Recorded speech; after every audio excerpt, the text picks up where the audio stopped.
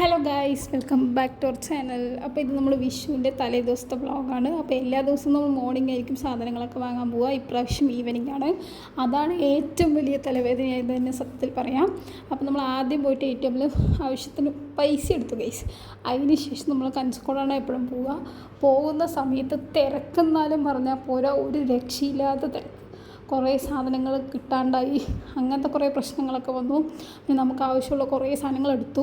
Full വണ്ടി road എല്ലാം ബ്ലോക്കായി നിൽക്കണം ഗൈസ്. അവസാനം നിന്ന് മതിയായപ്പോൾ നമ്മൾ തന്നെ സാധനങ്ങളൊക്കെ വാങ്ങിച്ച് നമ്മൾ തന്നെ എടുത്തിട്ട് വെയിറ്റൊക്കെ നോക്കിയിട്ട് പൈസയും കൊടുത്തിട്ട് വന്നു. അങ്ങനത്തെ അവസ്ഥ വരെ ഉണ്ടായി ഗൈസ്. അങ്ങനെ ഓരോ കടകളിൽ മാറി മാറി കയറി എല്ലാവിടെയും തിരക്ക്.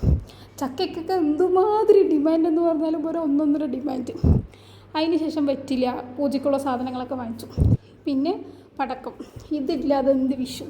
പിന്നെ നമ്മൾ അതും ആവശ്യത്തിന് കുറച്ച് പടക്കവും വാങ്ങിച്ചു. പിന്നെ അത് കഴിഞ്ഞ് പൂവ് അങ്ങനെയുള്ള സാധനങ്ങളൊക്കെ വാങ്ങിച്ചിട്ട് നമ്മൾ വീട്ടിലോട്ട് തിരിച്ചു പോകാൻ ഒരു ഒന്നൊന്നര അവസ്ഥയെന്ന് തന്നെ സത്യത്തിൽ പറയാം. പിന്നെ വീടെത്തിയ ശേഷം വാങ്ങിച്ചിട്ട് വന്ന് പടക്കമൊക്കെ പൊട്ടിക്കുമായിരുന്നു. ആദ്യം പൂക്കുറ്റി വെച്ചു. അപ്പോൾ അനിയത്തി ഇല്ലായിരുന്നില്ല.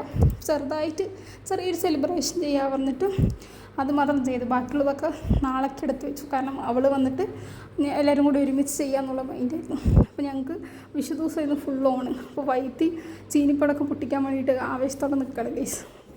എന്നിട്ട് അവളും അത് പൊട്ടിച്ചു. അപ്പോൾ നമ്മുടെ വീഡിയോ ഇത്രേ ഉള്ളൂ. ഇഷ്ടമായ ലൈക്ക് ചെയ്യുക, ഷെയർ ചെയ്യുക, സബ്സ്ക്രൈബ് ചെയ്യുക. Tata, bye bye.